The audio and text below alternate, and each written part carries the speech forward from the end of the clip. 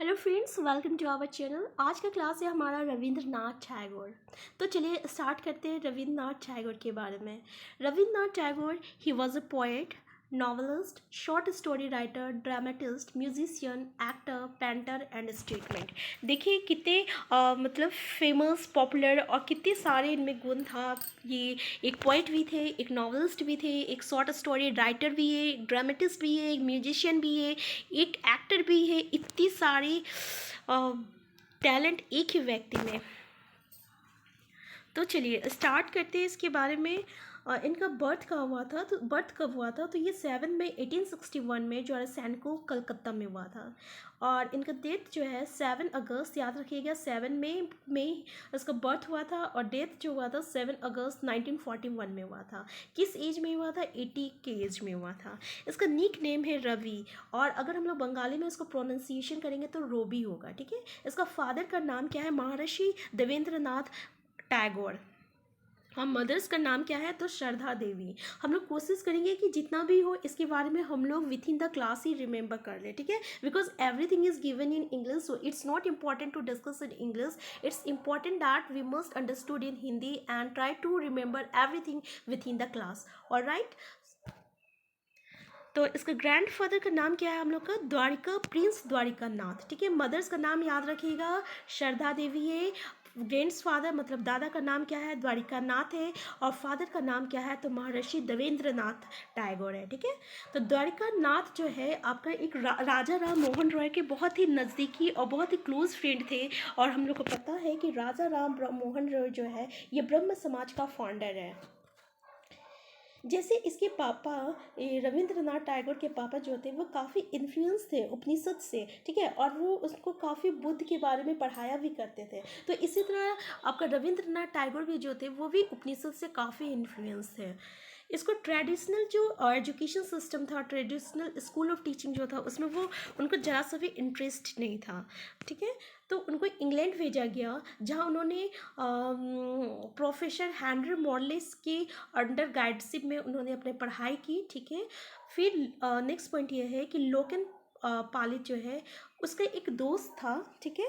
जो कि हमेशा उनको इनकैरेज करता था। तो याद रखिएगा उनका कौन सा दोस्त है जो कि उनको इनकैरेज करते थे? तो लोकन पालित है।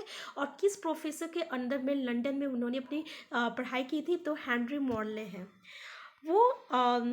रविंद्रनाथ टैगोर रिटर्न इंडिया में रिटर्न कब हुए थे? तो 1881 में हुआ था। He return to India in 1881।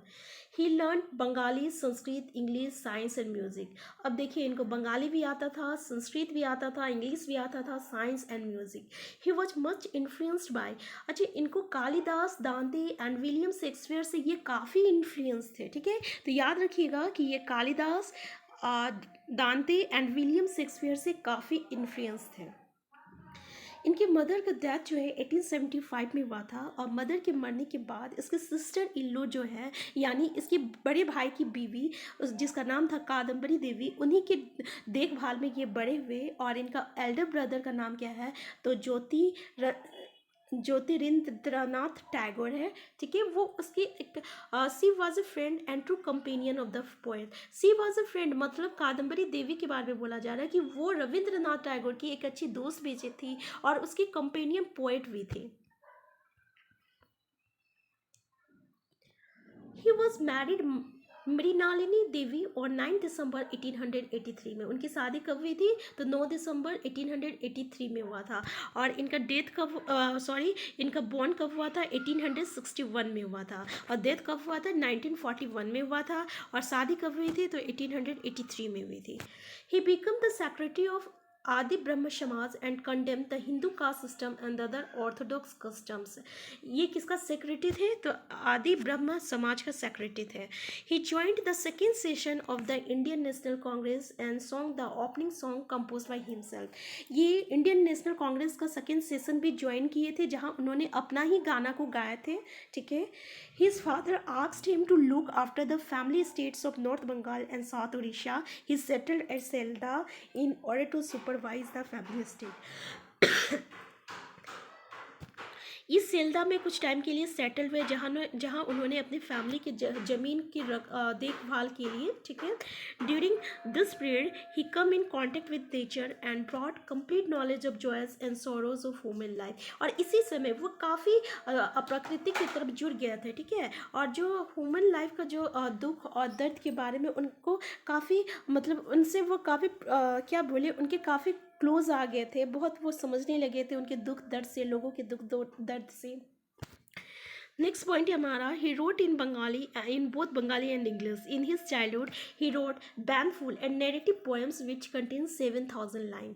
देखिए ये दोनों बंगाली और इंग्लिश दोनों में लिखते थे, और अपने बचपन में इन्होंने एक बैंफुल एक नैरेटिव पोएम लिखा था जो कि एटलीस्ट 7000 लाइन्स कंटेन था, ठीक है।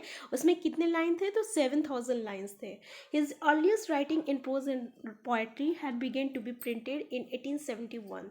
इसका earliest writing prose and poetry कब प्रिंट हुआ था, तो 1875 में प्रिंट हुआ था। He founded the world famous university Biswa Bharati university in West Bengal. ये वर्ल्ड फेमस यूनिवर्सिटी का भी फाउंडेशन किए थे, जिसका नाम क्या है, विश्वा भारती यूनिवर्सिटी है, जो कहाँ है, तो वेस्ट बंगाल में है। He was the first Asian, ये पहला एशियन थे जिसको नोबेल प्राइज़ मिला था। कब मिला था, 14 नवंबर 1913 में मिला था। He receive the Nobel prize for his work Geetanjali.